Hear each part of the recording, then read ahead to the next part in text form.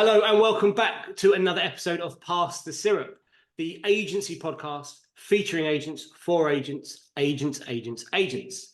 It is probably the second week in January. We're filming on the first week of January. Maybe you've got your January blues. How are we going to put a smile on everybody's face with three wonderful agents? I was going to say wonderful Welsh agents, but it's not quite right. We've got a Welsh episode-ish episode coming to you. So we are joined by Harry Trueman, Joe Parry, and Jemma Friday. And Jemma, I think, now has overtaken Megan 18 in terms of my favourite name. What a great name, Jemma Friday. If that name doesn't scream party, nothing does. How are you guys? Good. Good, thank you. Good. It's called Jemma Friday. Friday, yeah. Nice. Love that.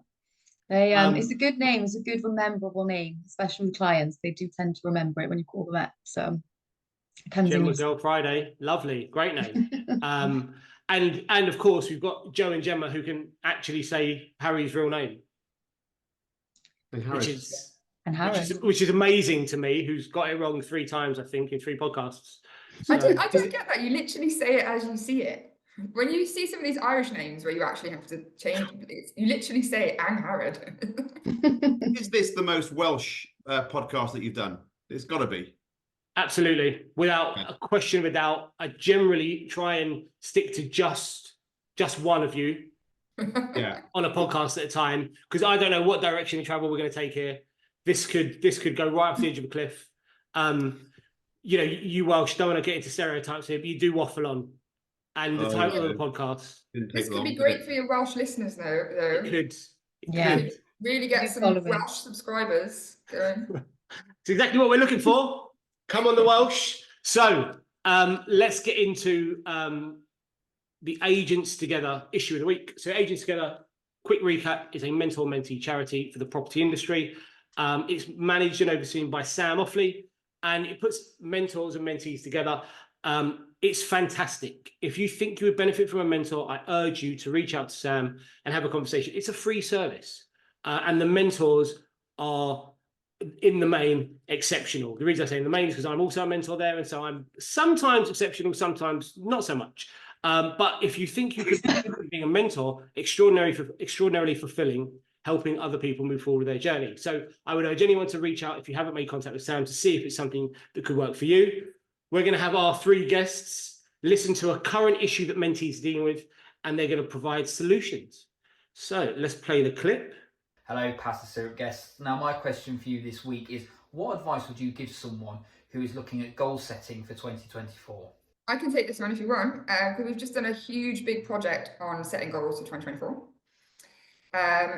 With everyone in the company. So basically what we did, and this won't always apply if you're not in a larger company, is that the CEO set his goals.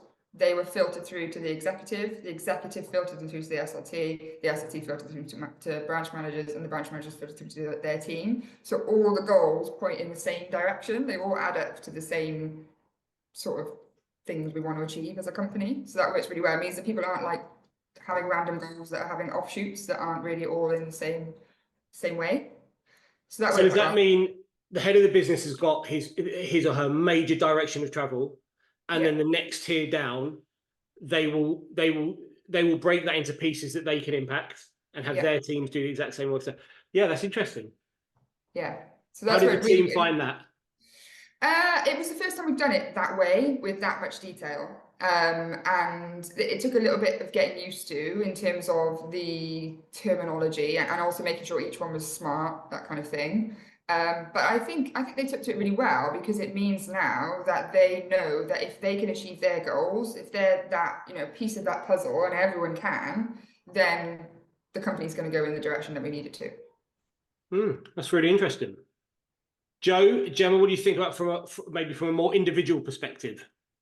I was just going to say, I think it's slightly different from working, and I've come from a corporate background, and I guess how you would perceive the year ahead is completely different to being a personal agent and working kind of more on your own, because I guess my vision or my goals might be quite different to, say, one of my colleagues in a different location, because location can factor into things.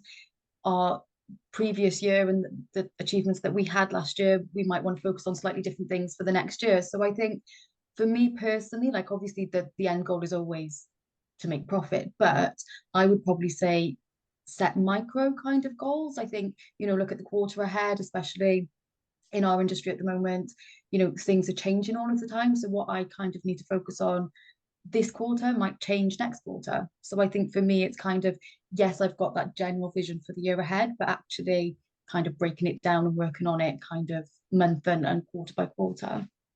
Yeah, very nice. It will get definitely manageable, bite-sized, palatable, achievable goals rather than changing the world in the next 12 months, and you just lose sight of that so quickly, can't you? Joseph? So it's January, first half of January. I think goal setting is obviously a big topic for everyone at the moment. And I think at this time of year, we tend to look at the year, don't we? But Gemma's absolutely right. I think making bite-sized, more sort of short-term goals is a really good way to do it. Like Angharad, we've just done a big exercise setting annual goals and quarterly goals as a business, but everyone's got their own sort of more short-term goal. I think, Ben, you introduced me to Jim Collins, didn't you? I think. Possibly. And the big, hairy, audacious goal. Big BHG, yeah. Yeah, Sure. the BHAG. And again, that's, I think goals should be big and hairy. They have to be big and hairy. And I've had conversations with you. It definitely was you that introduced me to Jim Collins, because I remember a conversation we had now about the big, hairy goals.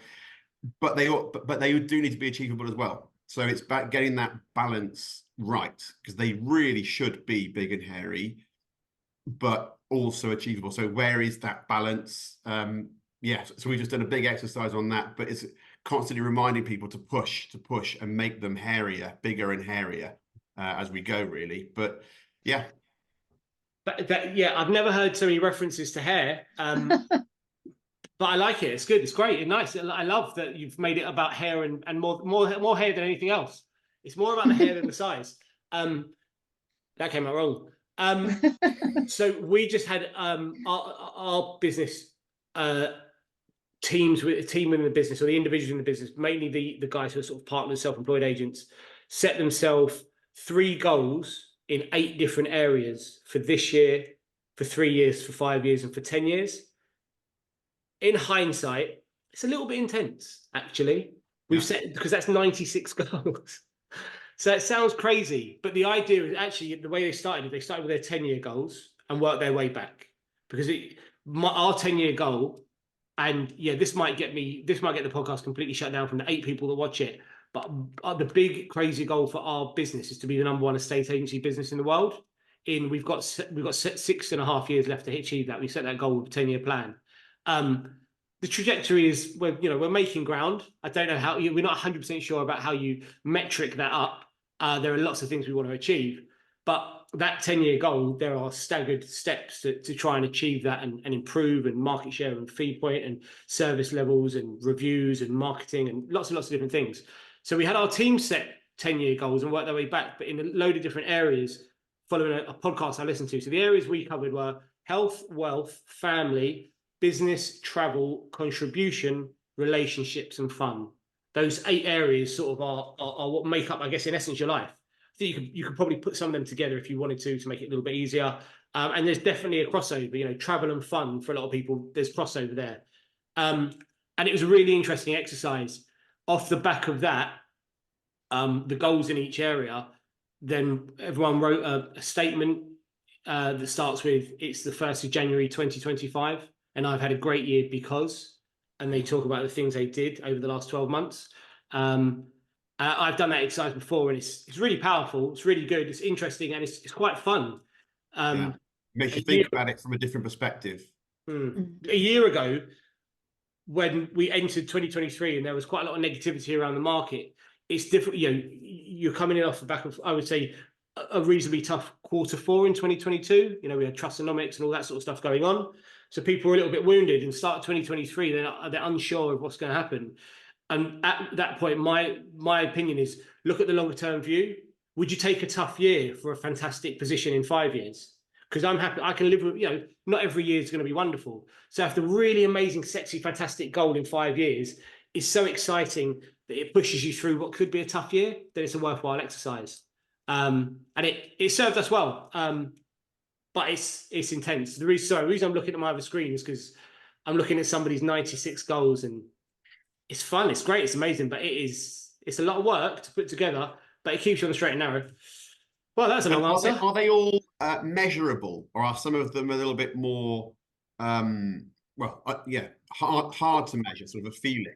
So, like what you'd manifest, I suppose. Well, so for instance, some of them involve the word learning. So it's sort of like, it's an ongoing thing. I've begun learning, or I'm a competent. So some of them, like for instance, people want to learn languages, or they want to grow an investment portfolio. Or they might say things, I want to be saving for a second property. It's a bit loose. Saving, you might have put £200 away and you could say that you're saving, but that's a long way from getting you a second property. It's more, I think, this format is more a starting point for where you want to be in these areas of your life. It's not necessarily, because it's not 100% business. If we, like our business targets they're just black and white. We know what they are, all the metrics, and we've got our number one over the threshold. So they're a little bit more holistic, some of them.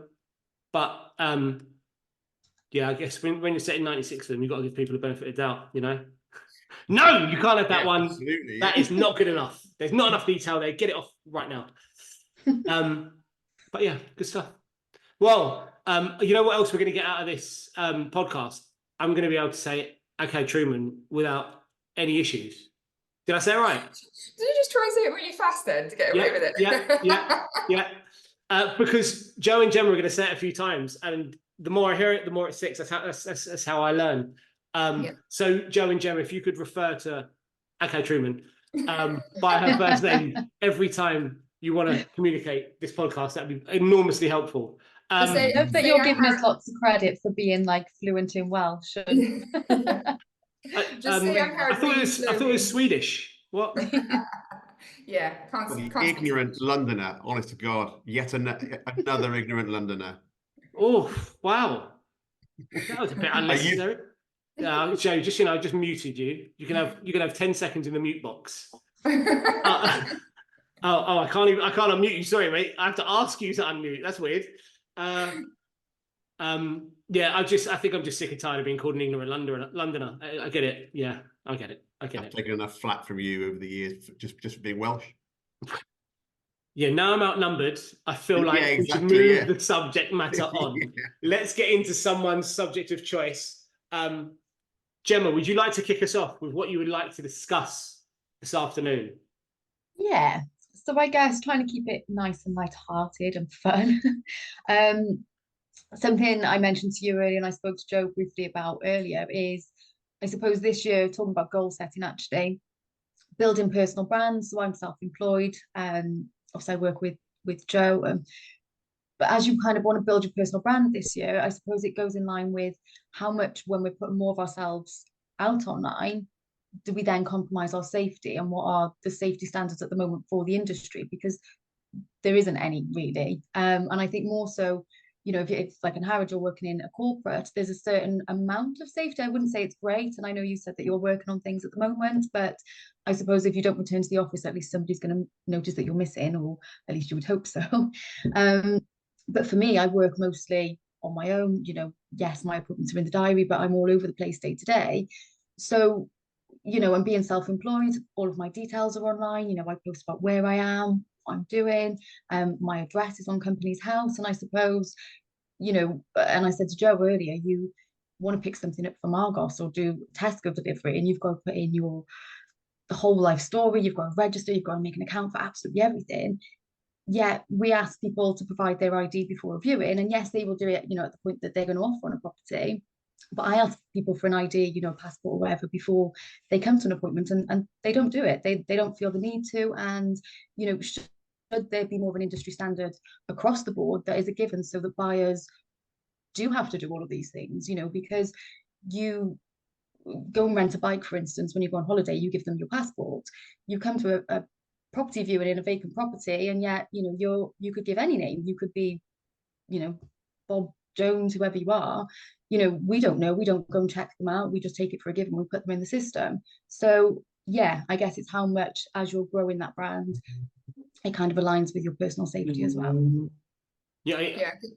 think really, a really important topic. And you make a really good point about the rise of self-employed models and how do agents who are operating in a self-employed model, they don't have any colleagues, how do they handle their personal safety? I think it's a really big question that it just hasn't really been addressed yet. I think we still haven't even got it right in bigger companies. I think, you mentioned we're doing a massive review at the moment about personal safety, lone working, that kind of thing. And it is a massive project. One of my regionals is leading on it, and she has been telling us that she's literally sat on the floor and mapped out all the potential dangerous situations that could happen, and the floor is covered and all of the different routes that could go and things that could happen. There's just not a solution out there at the moment. You have call signals. You're supposed to call in if there's an issue. What if you can't get to your phone? There's check-in apps, but what if there was a check-in app I saw the other day that it alerted a key contact if you hadn't checked in time. But what if you just forgot to check in? That's an issue you don't think about. There's security alarms. Sometimes they don't work. Sometimes they go off when you don't want them to go off. I've been on viewings where they've gone off at the inopportune time, and there's just not a solution out there at the moment, which is tricky. And I think that, sorry, Ben. No, go on. All I was going to say is that I think the point you made, that in almost every other area of our life, we are required to register in a formal manner. Everything. You want to get, you said you want to get a delivery from Tesco's and they want your inside leg measurement, and you don't think twice about giving it to them. It's not a problem. You can have it. It's fine. I want my Kellogg's to arrive in the morning.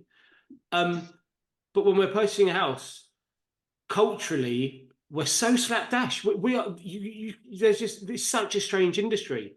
The biggest decision you'll ever make in your life, and we treat it like it's just a cowboy industry.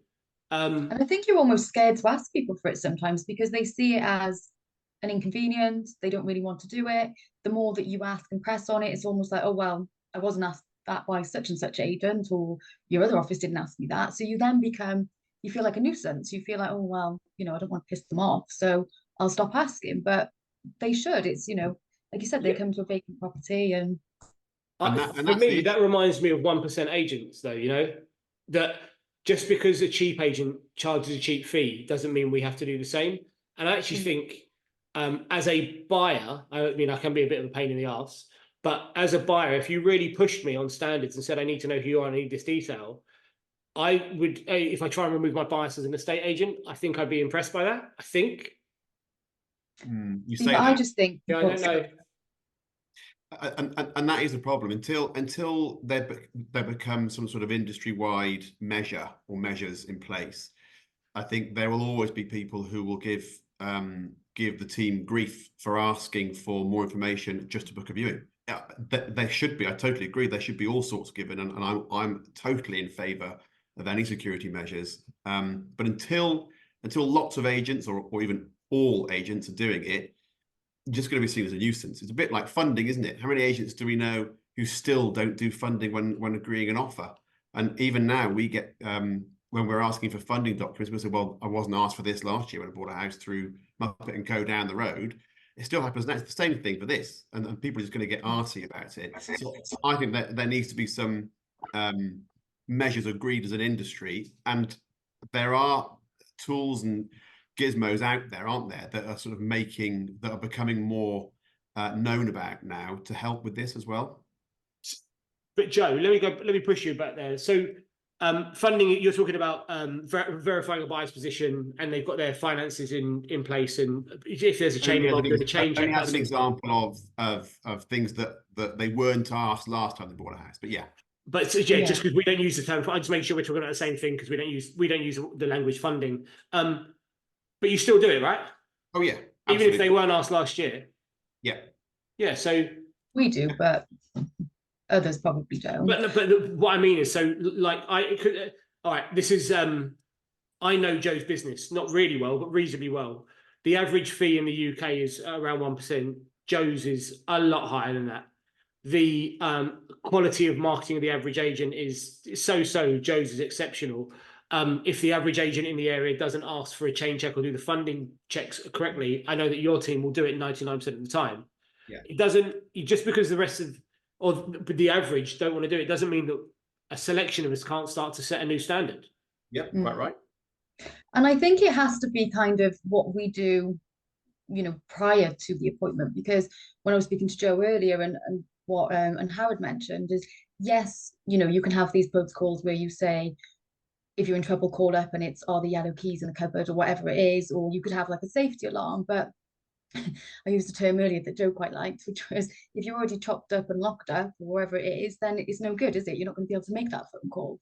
If you're going to attack somebody, you're probably going to take their phone away straight away. So what are we doing before that person gets to that appointment to protect them, I suppose? And that's where, And because we that's are why putting I our lives think, out there at the moment. but that's why I think if you push hard and say, I do need an ID or I need a verification, if they really want to see the property, unless there's a multi-agent listing, they're going to really want to see it, unless there's something untoward going on.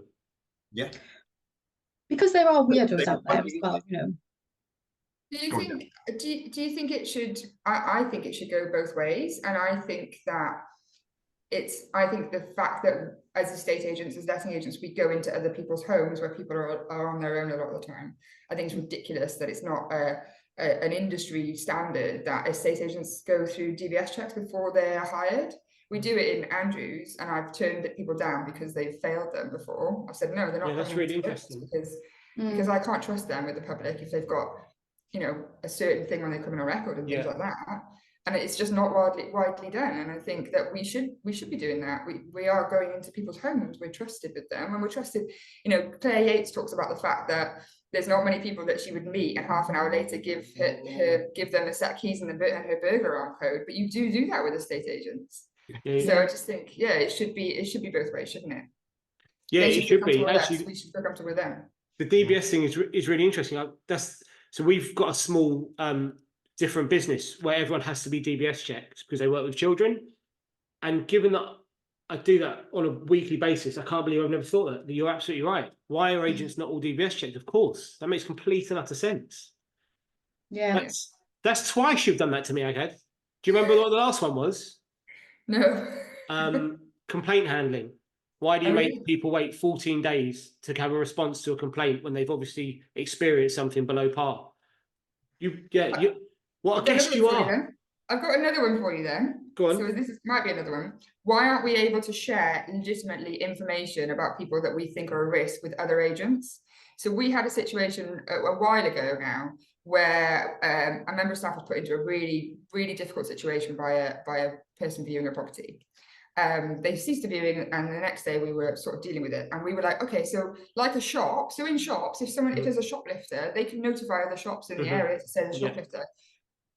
Can we go and tell all the other agents there's somebody potentially dodgy, like on High Street, and to not let them in, not do a viewing? And we were basically, we did go and tell them, but we couldn't give them any information. We said, oh, he sort of looks a bit like this, we can't give you his name because GDPR. It's just ridiculous that we couldn't alert other agents on the High Street that there was potentially somebody out there who was really dangerous. So I've heard a story from a friend that something like this happened in their business a few years ago, and it's really difficult to alert other agents in the area.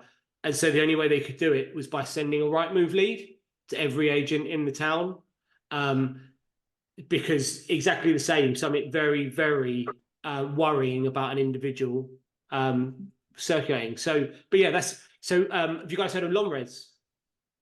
It's the London sort of, it's like a portal for London agents to use. So it's a little bit like the American system where they list properties and they can all do sort of viewings on each other's properties, or they can intro, bit like a, what's it called, Joe? MLS, multi-listing system or service. Yeah. And there's a function within that system for them to notify each other if someone untoward is presenting themselves, which is clever. I'm not sure if there's a GDPR issue there or people just sort of skating around what they're allowed to do and what they're not allowed to do. But yeah, it's interesting. When you start to pick it apart, there's a lot of issues around safety in our business that could really, really easily be exploited. So let's go on to solutions. What solutions are out there? What are businesses doing or individuals doing that others might learn from and may find beneficial to know?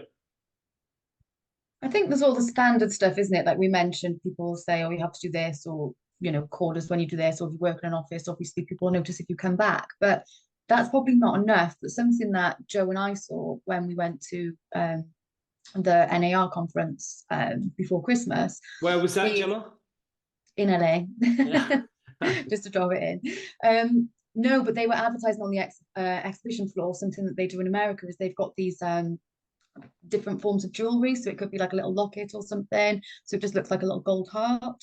But behind there is basically like an alarm system. So you could set it off, and that obviously goes to various places. So I mean, that's one side of it. I'm not saying that's going to solve everything, because again, it goes back to if you've been attacked by somebody, they might remove that. But you know, I guess there's probably things out there. There doesn't seem to be any kind of well-known industry apps. As you mentioned one earlier, I've never heard of that.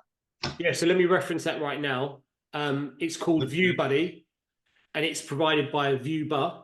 And cards on the table, I've never used it, but have heard of its existence, and that it's a safety measure that you can put in place. So I would recommend anyone who's slightly concerned about safety. So Viewbar, this is not an advert for Viewbar, but Viewbar is an outsourced viewing service for estate agents and letting agents. The service will complete viewings on properties if you are not able to as an agent. I think they also do things like inspections and different appointments of properties for you. So naturally, all of their viewers, they are working on their own on a day-to-day basis. And so from a security perspective, it's important for them to be able to check in somewhere or use some sort of service to monitor their safety. This ViewBuddy app is not just for viewers, it's for the entire industry to make use of. So we'll put a link into it underneath the video so people can check it out. Well worth a look. And isn't it free as well? It is free, Joe. Yeah. It is. Fair play. Good for them. Yeah, very good. Yeah. There's also the Holly Gazard app. It's the Holly Guard, I think it's called. So it's free as well. It's created by a charity, the Holly Gazard Trust. Holly Gazard was a young woman who was murdered by her boyfriend in Gloucester. And yeah, they've got an app that you can. I used to use it in a previous company, that you have to shake if you're in danger. So there's that as well. It's free. I think. And so we'll put a link to that as well. You can pay for a better version, but the free version works as well.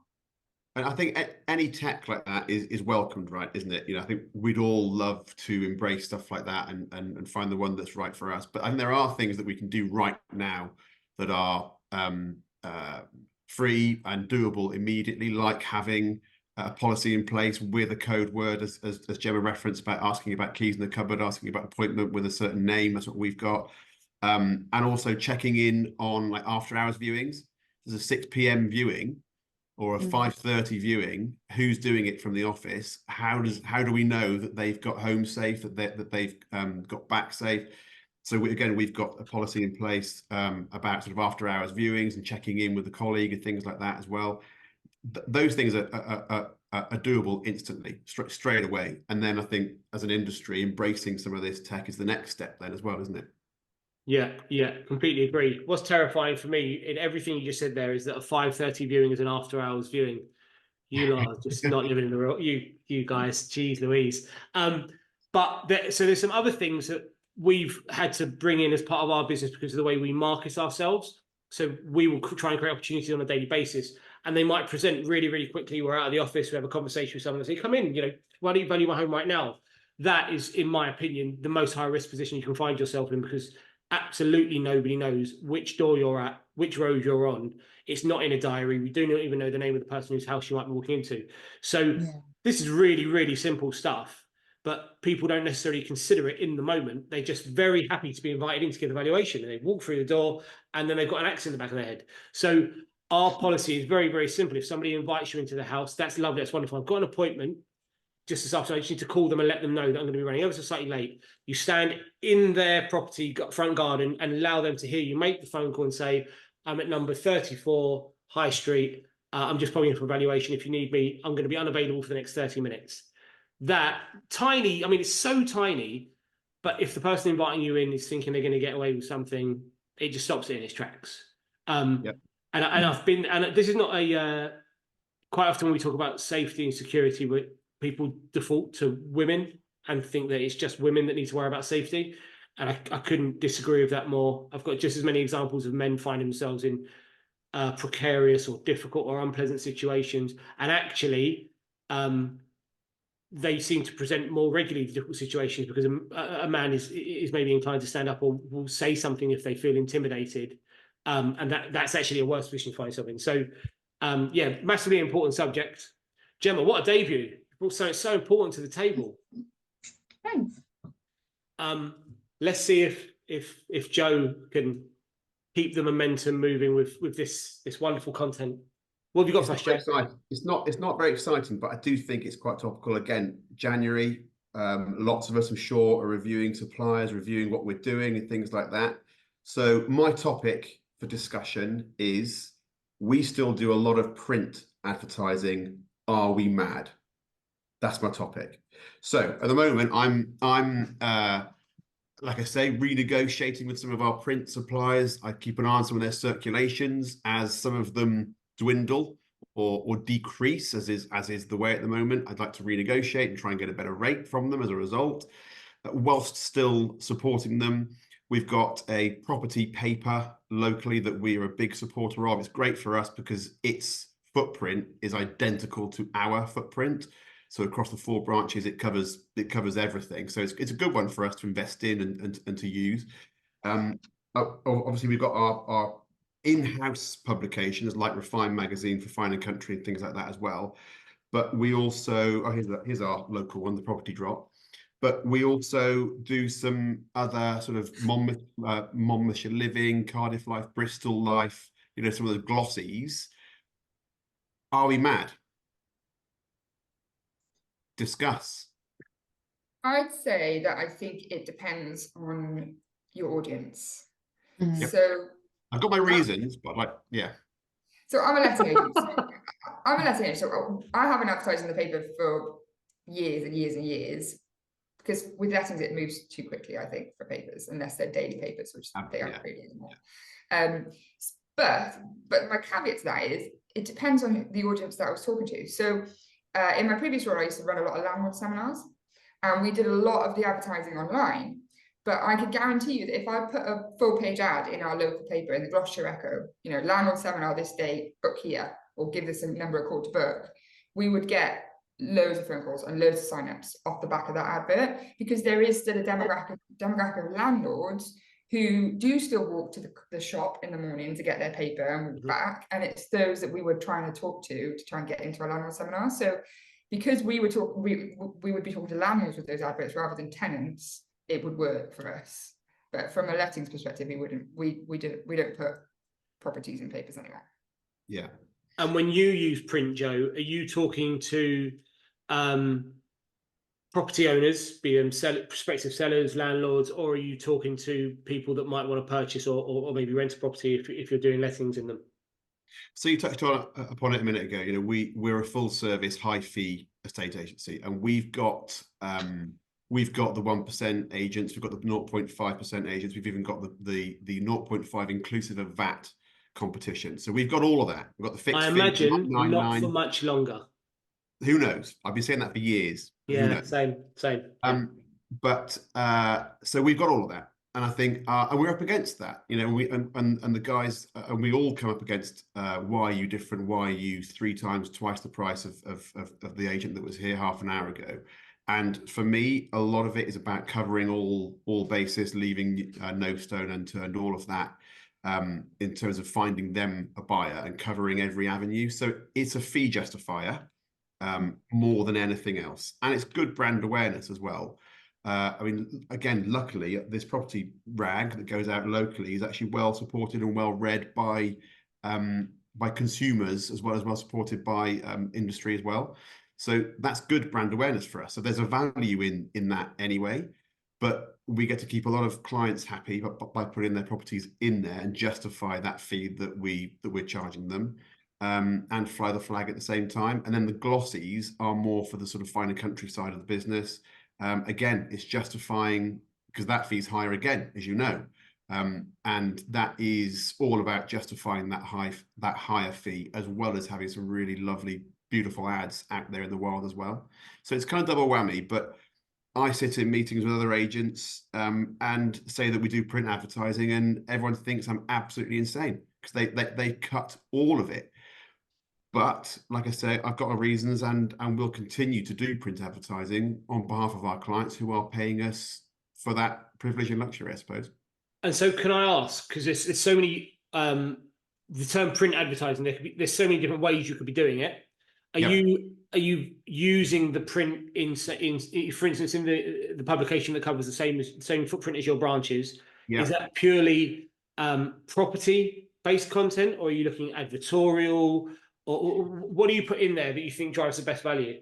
So we have 4 pages, well 6 in total, but 4 pages for Archer & Co, 2 for Fine & Country, and it's predominantly property. I would love to put more adverts in there, and again, planning for this year, we've got a couple of campaigns that we're going to start, proper designed campaigns, multimedia campaigns. So we are going to start to put those into the papers, into the adverts as well, because I think we're quite guilty of just chucking properties in, which is a bit repetitive, a bit boring, and I think a bit of a waste as well. So we're going to start putting proper sort of campaign-led ads in there as well. But at the moment, it has been mainly property driven.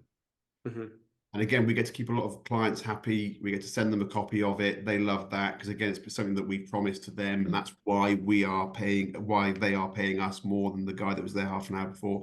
So it's all part of that, really. So it's predominantly property, but I would like to shift it a little bit more and start to use more sort of brand-led media assets as well.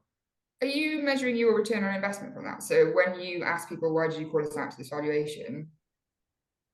Are you measuring how many people say, because I saw you in the paper? Not as well as we should. No. I mean, but it does, especially with Fine & Country, because Fine & Country is in the national press, or in the Times, Telegraph, and very often you can, if you see one of those papers dotted around the house whilst you're looking around it, again, there's a whole piece of tying that into that piece of the pitch and everything else. So you can use it to tie it in and drive the pitch and talk about how it works and how we book views off the back of it and things like that. But measuring, actually using the metric and noting it, not as well as we should. No. I think. Sorry. Go on, Jemma. I was just going to say, going back to the vendor side of it as well, I do think that the clients do really like it, because when, I've gone back to clients and they're on market and I've said, oh, you're going to be on the Times, or I've got you into this publication, they always say, can you send me a copy? I'd like to keep it as a souvenir. So I think they really like it from that sentimental side as well, that they've got something tangible that they can kind of look back on once they've gone. And if we're out in Cardiff, as Jemma is, quoting 2.5% fees, there's an expectation of covering all bases as part of that as well. So it's building into that about that full exposure piece for them on their behalf. But the Fine & Country line is maximum exposure, so you can't honestly say it if you're not. That's right. So if you're going to be a credible agent, you've got to justify it by doing the things you say you will. All I was just going to say is on the measuring. When you're advertising properties in the local press, that's directly trackable in terms of inbound leads for those properties, because of course people are inquiring. But actually, from a prospective seller's point of view, that's just brand awareness advertising, and that's not only possible to track anyway, because you're looking for. I assume you're looking for brand saturation and increased familiarity with the brand and all those things that the Fine & Country model offers on top of what you're doing at a local level. Your branding has touched them 15 times before they've called you. It's just, what's the CTA? And it's so unfair that the CTA gets all the credit. That one letter you sent, what a great letter. That's the best I ever wrote. No, it's everything to do with the last 3 years of marketing we've been doing. That was just because the timing was right and the trigger was there. But that's why that one of my favorite questions to ask when my managers do follow-up calls for Vals. It's not why did you call us out? Because that tends to be the trigger. One of my favorite questions is, what other marketing of ours have you seen in the last 6 months? Because then we can judge, okay, well, this was working, or we've clearly got some board presence in this area because they mentioned they keep seeing our boards around here, or they've seen a car around, stuff like that. Whatever it is, it's the peripheral marketing. You can see if that's working. So I like that question. Yeah, it's a great question, because you're what we found in our old business, not so much in the current business, because we're Fine & Country, is anyone who listens regularly will know, all 4 of you. that it's really easy for us to track in our small, low volume business. We know to the nth degree everything we're doing. But in our old business, which was 4 branches, 60 people, the question, something along the lines of, the old NAF one where we recommended, that might have worked in the 80s, but not so much anymore. But it's always the default position. I got your letter, or you let my friend's property next door. But actually, digging into all the other things that may have worked is so valuable, and I didn't have an appreciation for that. I don't think 5 years ago. So much more now. So much more. Well, and don't they say that 60% of your advertising budget should be on brand awareness and 40% on response-led ads? I think it's 60-40 anyway. Yeah. And again, I think a newspaper ad, particularly if you're lucky enough that you've got one that covers the whole footprint that you're in, so, i.e. you're maximising the value of your spend in there, then it's worth every penny. It goes towards that 60% of brand advertising, as well as keeping your clients happy and justifying that high fee as well. So it's triple whammy for us, and we'll continue to do it. And that's why we'll continue to do it. So I don't think we are mad. So actually the word used was crazy. Was it crazy? And so I would say, no, you're not crazy, Joe. If that was really what you're looking for, if that's the answer. Well, not for this reason anyway. Jemma, any other print marketing that we should use this time to force Joe to do that would really benefit you? I know something that we have been discussing on and off, and again trying to figure out whether there's going to be value in it, is for Cardiff, thinking about where our clientele is going to go, and we've looked at things like advertising with David Lloyd's and stuff like that, and whether that is going to be beneficial or whether we're just going to be spending a load of money on something that's not going to bring us much return. And I think it differs, Joe's other areas, like for instance, if you look at Ross and maybe Monmouth, they are very different sort of clientele to maybe what I am in Cardiff. So yeah, I think it definitely works, and it's just placing where's going to be best for us to do it to get that return, because putting a newspaper ad in Cardiff, for instance, is probably not going to be as much value as it would in Ross on Wye, for instance. You get lost, it's so noisy, so we just get lost in the crowd. Yeah. But then Cardiff Life, for instance, it goes to all the hairdressers, most of the local businesses, restaurants, things like that. Lots of business owners who are then our clientele. They're all heavily invested in that magazine. So we've been kind of looking at that side of it a bit more than, say, like the local newspaper. So yeah, I think it's definitely really important, and it covers all bases. As we say, we want to expose people everywhere. And then obviously we've got our national press as well from head office. So all bases covered. But I think Angharad Trueman made the point best at the start of this piece that it's horses for courses, right? And so the different areas we cover will require different saturation. And yeah, me and Joe have sat in many a meeting where we've discussed print, and wildly different opinions on print, because we all work in wildly different areas, actually. So it's completely fair. And Good I think stuff. Go on, Jemma. Sorry, I was going to say it's a little bit individual as well, isn't it? Because when I go out to evaluation, I always ask people, how much do you know about the brand? So they will tell you what their perception of it is. And if, for instance, they mention social media, then I think, well, that's the type of person they are. So then the package I would offer them, and maybe, their marketing fee, I would spend that on the digital side a bit more than I would the print, because it's going to be more relevant to them. So I think you can tailor it to what's going to kind of appeal for that client, as well as what's going to obviously be best for selling the house. A really nice question we started asking, well, I say started, it's probably been a year now, is after so you've got your pre-qualification and you have a good understanding of the sort of person they are, the completely market appraisal, questions. And then once you're really close to the end of the presentation piece and they've got a really good understanding of all the different elements that we offer, we ask them as a buyer, what do you think would have convinced you to come look at this property, of the sort of marketing matrix we've got here? And they will always tell you the thing they're most interested in. And that will always be where we hang our hat in terms of the lead for the pitch, because most agents, and I don't mean this in a derogatory way, but it's business in a box. This is what we do. Bang, bang, bang, bang, bang. Here you go. And so by getting them to engage their grey matter with what they like and what they would have liked if they were a buyer, that works quite nicely for like really strong bond and rapport. And just to quickly round off as well, specialist publications like Horse and Hound has got one of the lowest circulation numbers of all the nationals, but it's so targeted to the correct demographic that if you've got an equestrian property, they love the fact they're going into Horse and Hound because of the demographic and how specialist it is. We had a house once that was right on a railway line. I'm sure you get plenty of those in London. They're few and far between around here. But you could probably hang out the back window and high five the passengers on the train. It was that close to this railway. Beautiful house. And after about 2 months of unsuccessful marketing, and there's no buyers yet, we actually got them an advert in a railway enthusiast magazine. It didn't cost much, but that client absolutely loved us for that. And again, we speak about that story quite a lot on appraisals and things, and people love the bespoke effort that we go to market unique homes, which is what we do and what they pay us for. Yeah, it didn't sell it. We did sell it, but not via the ad. It didn't matter because it kept the client. You know, the client absolutely loved us for that, and he asked for a couple of copies to be kept and things. But it was a nice bit of work. That. It's good. I like it. I really. So what is it? Does it that kind of still, or does that home? They still live at that property, or you know what? Do you want to?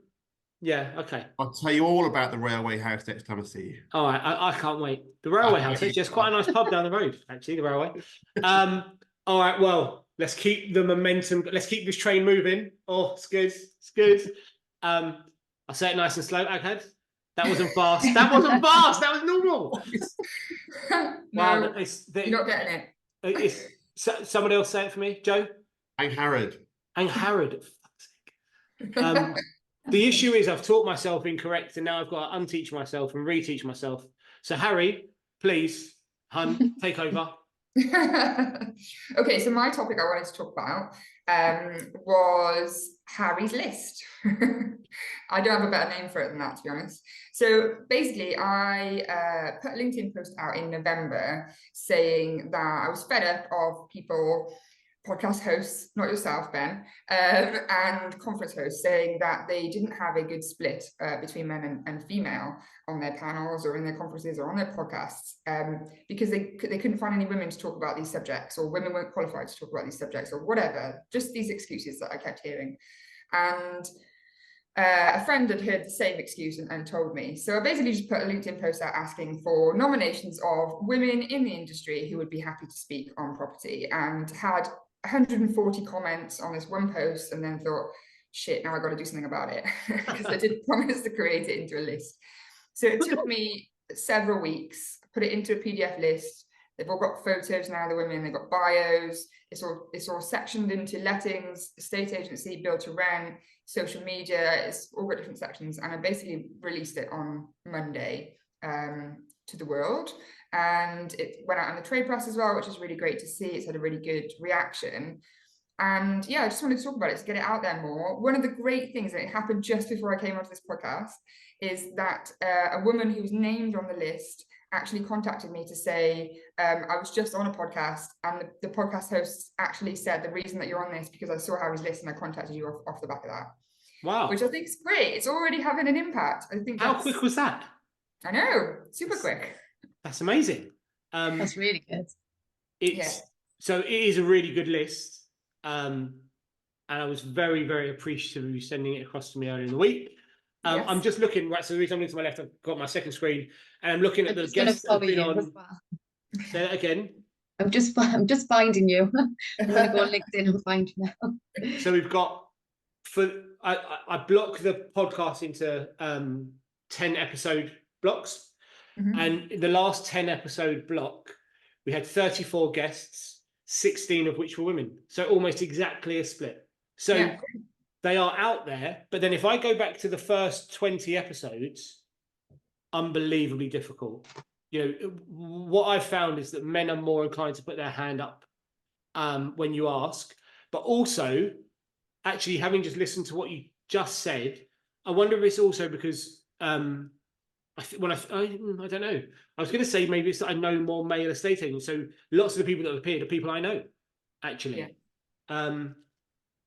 I think people get stuck in their own circles, don't they? And I think that's why something like this, it's so simple. It's literally a list of women who will speak, but something like this is so helpful to people to sort of get them outside of those circles, because there's people on there that I'd never even heard of, you know, especially in circles like Build to Rent, or I was asked to put a surveyor section in there. You know, I don't know people in those areas, so that was really helpful for me. So yeah, I wanted to use it as my subject today because I have just released it, and to keep talking about it because I want it to be used. I want it to be of use. I'm going to send it, you know, Ben, you mentioned I sent it straight to you. I sent it to all the people I could think of that run podcasts, and I'm going to keep sending it to podcast hosts, conference organizers, so that they can try and use it. Really, the discussion is how I carry it on as well. How do I carry it on in future years? Really, yeah, that's what I was going to say. How do people? If people want to feel like they could be on the list or they could recommend other people to go on it, should they just reach out to you? What's the best, you know, it's going to be it could end up being a full-time job for you. Yeah, I know. Yeah, I've already had so many women reach out and say, almost send me like audition messages. I could be on it. But actually, I've been speaking to various people about how I carry this on, how I do it again next year. And I've sort of absolved myself of responsibility this time because it was based on nominations from other people. Okay. But I think perhaps in future years, a way that we could do it is that people nominate themselves. Perhaps they even send in a video of them speaking on a topic, or, you know, something to sort of demonstrate that they're willing to put themselves on camera and speak about things. And then there can be some sort of, I don't know, matrix again on this. Because I also don't want it to just be a list of thousands of women, because otherwise that's just a list of women that work in property. It's got to be kept to a certain number, hasn't it? So yeah. It's tricky. I think I'm opening a can of worms here. You know, I'm not qualified to decide who goes on this list. Well, but I think there's something in the recommendation. So you probably asked previously for a list of quality agents who would be comfortable to talk, but actually maybe it should be agents that have maybe got a bit of experience in doing it. Because we have had, and this is not a male female thing, we've had guests come on that I thought were going to be amazing. And they weren't. And that's okay. It's not the end of the world. But it's because initially when I was kicking this podcast off, a load of people put their hand forward, and then a load of people I sort of dragged kicking and screaming because I saw that maybe they had really good social media content. You know, for instance, if they write a really great post, in my head, there's an assumption that they're going to be as good face-to-face or on a camera as they are maybe with written word. But like your list of the people I know them because they're really good on camera. That's why I know and then there's a load of people in there that I've never heard of either in certain areas. But I'm looking at my list of really good women, and some of them aren't on your list. So I'll send some of them to you. Yeah. What makes a good podcast host then? Podcast, not host. No, let me tell you about the good hosts. No, I'll let you guys do that. I think a good podcast guest. So if we're specifically talking about being on a podcast, there are some basics like tech.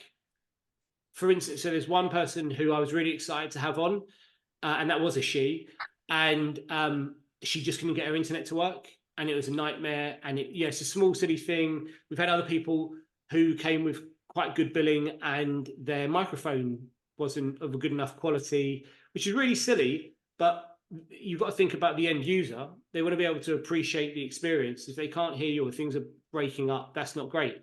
But I think for anyone, I think the best podcast contributors are those that sort of have a balanced opinion. They are experienced. I don't like the word experts, but I think people that have a decent quality of experience have an opinion rather than be too manila about it, but respect other people's opinion, and there's a bit of back and forth, and if we have different views, but that I think that's what's missing from the world. Actually, there's too much pandering, and it's great to have different opinions because it's just an opinion. That for me makes a great guest. Confident to have a conversation because they're an expert in the area, and happy to have a disagreement but respectfully, and that I think makes for great listening. I love a podcast where you've got people coming from different angles, and then it's like a game of rugby. You have a fight on the field and you have a beer after. We don't necessarily agree, but that's okay. That's cool. I completely respect your position. And if they're a little bit funny and they've got silly stories, and for instance, Joe generally will talk about 4-inch dildos. Yeah, so I'm sure it's going to come up at some point today. I think that adds a lot as well. I like a light-hearted podcast, personally. Yeah. What about you, Joe? Jemma, what do you look for in a great podcast guest? It was 4.5 inches. Don't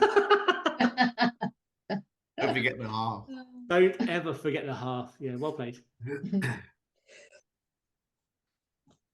Yeah, I guess, like you said, it's good to talk about, certain topics, but I think it's got to be light-hearted. It's got to be a bit of humour, because at the end of the day, somebody's going to sit and listen to it for an hour, aren't they? So they don't want to hear us just droning on for an hour about, nothing really that's interesting. I suppose having a little bit of a off topic, I suppose not too scripted as well. I suppose when I've listened to podcasts and they've gone off on a bit of tangent, or people are just themselves, I suppose. And it's funny actually, because Angharad said earlier about women not going onto podcasts as much as men, but I do wonder, and I've had conversations with a colleague of mine, Socius, who some of you will know, about the social media presence that men can have at the moment, and how they can portray themselves to kind of get, I suppose, views or likes or whatever. And we've seen one where they got their top off barbecuing and everything else. And I guess the perception of what men can do on not just podcasts but different things, to what women can maybe get along with without it being detrimental, is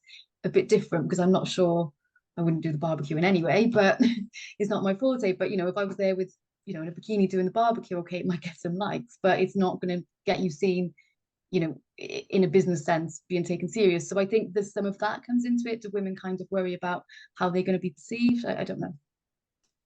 I think I've got to say, in this industry, there are some great women in this industry, and people always say that women make the best estate agents, and I think I agree with that. But for various reasons, for sort of a natural warmth and sort of more I don't know. I think they do on the whole anyway. But what makes a good podcast guest, to answer your question? Yeah, I think you're right. Someone who can have a good old debate. I did your podcast about talking about Rightmove and is it too expensive? No, I was ready for a fight. I was ready for a good, because I don't mind Rightmove for the reasons I've explained before. I won't go into again. I was really hoping that you'd have a real, Rightmove. Yeah, I failed. Everyone didn't mind it. Well, I'm telling you, Joe, that's the position of this industry. Everyone hates Rightmove until you get them on a podcast and talk about it. Oh, no, Rightmove, wonderful. But to be fair, you and I have many, many times, we agree that Rightmove is a great source and a great tool for the business. But yeah, finding someone who will come onto the podcast and talk negatively about Rightmove, that would make a great guest, actually, if anyone can find one. Who have I got? James White. I need to maybe get him on. He's very anti Rightmove. He's quite opinionated, miserable git. But I like him, so because I'm a miserable git. Yeah, I don't know. But your women make better estate agents. I mean, that gets said quite a lot. I think I put that statement down to there's women generally, not at all times, but there's less ego floating around. I think actually it's not that women have less ego, it's that sometimes men have too much ego that gets in the way of them being good at their job. And the trust piece, there's a natural lean towards trusting a woman more than a man in a sales environment. And whether that makes anyone better than anyone, it's just what I found is the approach. My best ever partner in crime was Sharon Shankster. I was 22 years old and worked for what at the time was the number one lettings agency in the country based on awards and stuff like that. They're a company called Northfields, based in West London. They've been sold to Leader Owens Group now, but I worked there for a few years and I was 22. I think she would have been in her 50s and we were such a double act. Oh, such good times. We had 2 amazing years together. Because there wasn't a profile that between us we couldn't tick the box that we needed to. We worked as a absolute yin and yang team, and then on a Friday night we'd literally try and drink each other under the table. It was beautiful. It was so good. And so women are great agents, but so are men. And I think it's finding the balance that works for you and the demo. We were just really lucky that I was good. Well, no, okay. Like student mums loved me. yeah, we had our specialist fields. I'm going to get into too much detail, but it worked really, really well. And was a lot of fun. But yeah, so back to subject matter. That's the point about having different strengths, isn't it? And different, because you worked well with Sharon because you had different strengths, you could appeal to different people, and that's the whole point of my list, is that women have a different viewpoint on things, a different experience, and therefore they appeal to different people, and we should be able to give our viewpoint just as much as men should. And so I've always, the subject diversity has always been one that I think isn't always handled as well as it could be. And by that, I mean, I don't like diversity for the sake of diversity, because I'm a believer in skill. I think the right person for the job should always get the job and should do the job. The issue with diversity is that the right person for the job sometimes isn't putting their hand up because of the position they find themselves in. And I think it gets lost in translation, that people say, well, we need to push women forward just to get women on the platform. What we need to do is push women forward because they are sometimes, the best person for the job happens to be a woman who's not putting her hand up right now. Or, it might, the thing I always say is that I find estate agents to be just an outrageously white industry. Being someone that lives in London and has always lived in London, when I go to a conference, it's a very white affair, which is quite strange for me. So yeah, good representation and making sure the right people with the right skills, quality, experience are being heard is just extraordinarily important, I think, irrespective of how big their boobs are. The reason I'm saying that is because I'm a man with big boobs, and yeah. But yeah, it is right person for the job, isn't it? And that's the most important thing. And I was once accused in a previous company of by a co-director of only employing women for a year. And I was like, okay, that's interesting. I hadn't noticed. So I went to my HR manager. I was like, have we only employed women for last year? And she was like, let me check. And she went through and she was like, yeah, we have. And I was like, because I wanted to say no, we hadn't, but I hadn't even noticed, because I don't care what gender they are. I just wanted the best person for the job. They just happen to be women. Yeah. If that fuels the conversation, if that's where the conversation starts every time, that we just find the best person, just find the best person, just find the best person, and we find a way for the people that are less inclined to put themselves forward for these things, find a way to bring them to the front, then everyone moves forward in a positive way. There's just no doubt in my mind. But like Joe and I, who are on the National Advisory Council for Finding Country, we don't have a woman on the entire council. It's all men. And it's like getting... Despite trying, if that's the right word, to entice onto the council, but for some reason, we still haven't. So we have a female UK managing director, Nikki Stevenson, who is a face of an industry, really great face of the business. And so she's helping guide the NAC. So she's out there trying to get people to join. So it's not like it's a man going to a woman and saying, will you do us a favor? We have a woman at the head of it, really driving things. We've had one woman in the group in the last 2 years, but she exited the Finding Country business, so she could no longer be on the council. And I mean, yeah, it's tough actually to get women actually it's tough to get men or women to join the council. Nobody wants to be on it. There are just less women maybe in the group, but it's difficult. It's frustrating because on this podcast, 50-50 split, the mix is brilliant, and it's always better when there is a mix, as opposed to me getting bullied by 3 men or me getting bullied by 3 women. It's better when there's a bit of balance, I find. And it's nice for you because I get bullied at home by 3 little girls. I get enough of that at home. Yeah. Well, so Harry, how do you want us to? What do you want people to do? Because I imagine there will be some inquiries. Should people contact you directly? Yeah, contact me directly. I'm compiling a list of all the people who've inquired afterwards, and then I'm considering how I do version 2, really. How I take applications for it. Wow, you have really just given yourself a job. Good luck. I know, I really have, haven't I? But I'd really like it to get to the point that there are lists in other industries or people, and people wait for them. They're like, oh, I want to see that list. Who's on it? Like, this is a big thing, and I'd love it to get to that where actually people actually pay attention to it. It would be good. Yeah, it's a great idea. So good work. I think they already are paying attention by the sounds of it. Yeah. Just got to keep that going, haven't I? No pressure. No Yeah. pressure whatsoever. Well, guys, this has been really, really good. We only the word dildo that's only the fourth time now that the word dildo has been presented in the entire hour that Joe's been on. So, and I think I said it 3 out of 4 times. Yeah. I think that's a record for your podcast, isn't it? I think it's normally well over 20 times. Joe, Joe is fond of the word dildo. That's 5. Fantastic. There we go. See what I can do with the last minute of the show. Thank you, everybody. Some really good subject matter covered today. Confirmation that Joe's not crazy for his print. Safety and the list. Are we just calling it the list? Yeah, I need to like get a it. better name for No, it.